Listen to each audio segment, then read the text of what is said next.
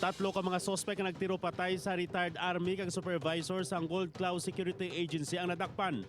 Unang nadakpan ang inatudlo triggerman nga si Gary Unila sa barangay Dulangan, Pilar, Capiz. Upod si Rehiyon Padernal. Na-recover sa duwang tatlo ka armas kag 25,000 pesos ang ginapatihan kabahin sa gintaban sa mga suspek sa biktima nga si Jennifer Borda. Samtang sa follow-up operation sa Istansya Police, nadakpan man si Ayan Abagatnan, nag-survey driver sa Purok 1, Takbuyan, Istansya, Iloilo, pasado las 11 kagabi. Magluwas sa tatlo nga nadakpan, may isa pa ka sospek nga ginayam ang otoridad nga magapangatubang sang kaso nga robbery with homicide bangod sa pag-hold up kag pagpatay kay Borda.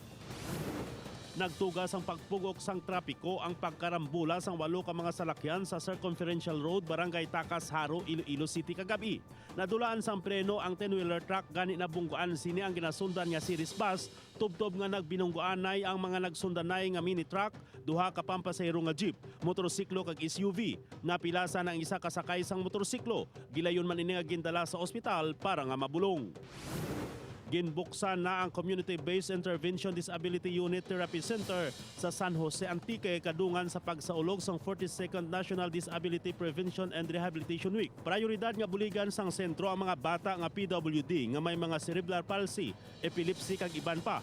Luwas sa San Jose may therapy center man nga ipahamtang sa pila ka mga kabanuhanan. Naglawig sang halos 5 ka minuto ang waterspout nga nakitaan sa barangay Bugtong Bato, Ibahay, Aklan kahapon sang hapon. Pila ka mga residente sa barangay na Isod kag San Isidro ang nakakita man sa nasambit nga waterspout.